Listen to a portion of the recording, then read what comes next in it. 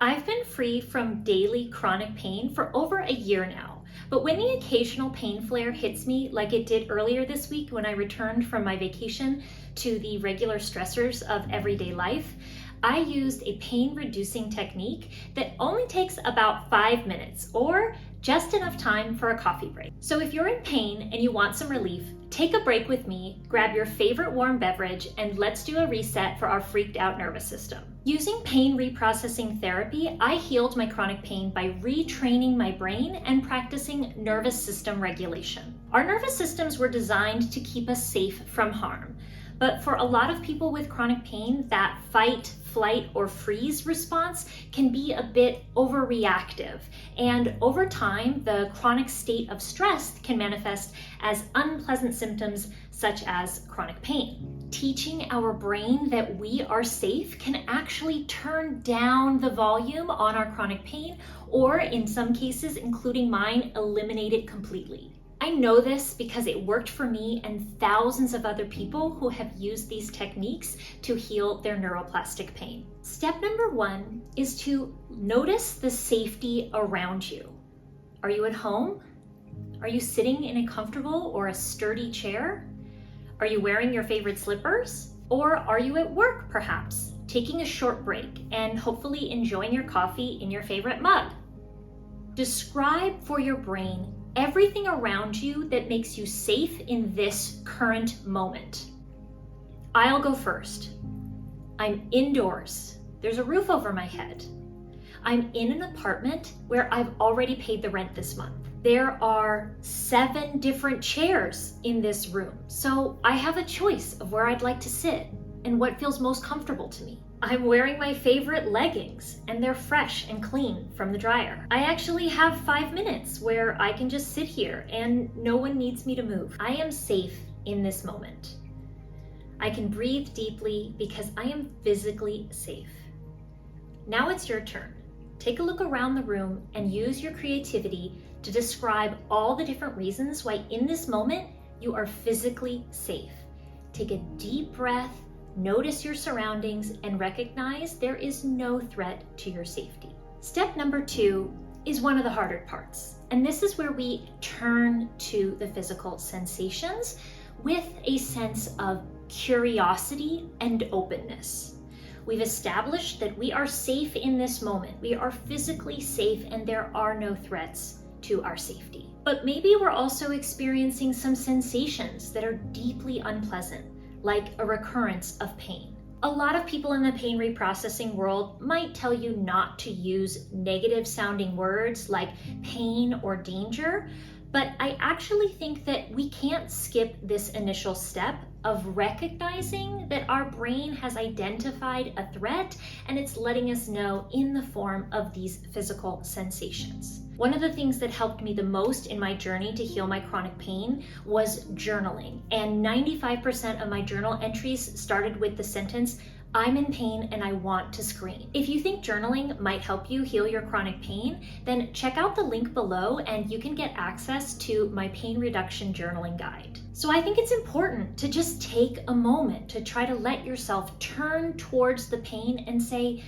I hate this. This really hurts. A lot of times we don't give ourselves permission to feel those truly negative emotions and allow them to have a voice. Now that you're looking at your pain without trying to distract yourself or without trying to make the pain go away, try using some other descriptive words to narrate the sensations with openness and curiosity. My pain is often a burning pain, a kind of stinging sensation that radiates up and down my leg. And I noticed that when I just describe those sensations and look at them by paying attention to the actual physical sensations, almost as if I'm describing them to somebody who's never experienced pain before, it has a way of taking the fear out of the sensation, taking the fear out of feeling and describing and narrating the sensation. So for you, your pain might not be a burning, stinging sensation. It might be a dull, aching sensation anywhere in your body. this is the moment to turn to that sensation with openness and curiosity and narrate it out loud, even if it's possible for you in this moment. Pretend that you are David Attenborough narrating a nature documentary and describe these sensations with this sort of loose, open curiosity and use these really specific words to help yourself to identify the sensation. Is it more of a dull, aching, low, heavy pain?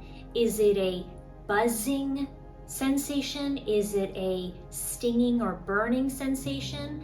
Notice also if narrating your pain sensations helps to reduce their intensity. This is a classic sign of neuroplastic pain, and this is great news because it means you can use these techniques and other ones I talk about on my channel to help reduce and even eliminate your pain. Try using other sensation words like throbbing, pulsing, aching, burning. Do you notice any shifts? If you've never done this technique before, it's called somatic tracking because we are tracking, paying attention to the sensations in our bodies, aka soma in Greek. I have a full-length somatic tracking guide, which I will link up here. When I was healing from chronic pain, I did somatic tracking every day, and I watched my pain dissipate and eventually disappear. However, if you're not seeing any movement or any changes, try using some brain soothing phrases like these sensations are just old neural pathways that are lighting up, or I'm training new neural pathways to create safety for my brain. These sensations are less comfortable than I prefer. Even just saying the word comfortable can help your brain to feel a greater sense of comfort and safety. Finally, step number 3 is a cool tip that I learned from the YouTuber Suki Baxter, and it's about using your peripheral vision to reset your vagus nerve and teach your brain that you are safe. Go like this, and if you're able, put your hands on the back of your neck, cradling the base of your skull. Then, and this is important, without moving your neck, look as far as you can to the right and keep your eyes as far as you can to the side peripheral vision for at least 15 seconds. Return your gaze to the front and then do the same with your left. Turn your gaze to the front and then do the same with your left. Look as far to the left in your peripheral vision as you can without moving your neck. This is all about using your peripheral vision because mammals like us evolved to use their peripheral vision only when they feel safe from danger. When we are in danger, we look straight ahead, aka tunnel vision. So you can actually reset your nervous system to feel safer by using that shift in your peripheral vision.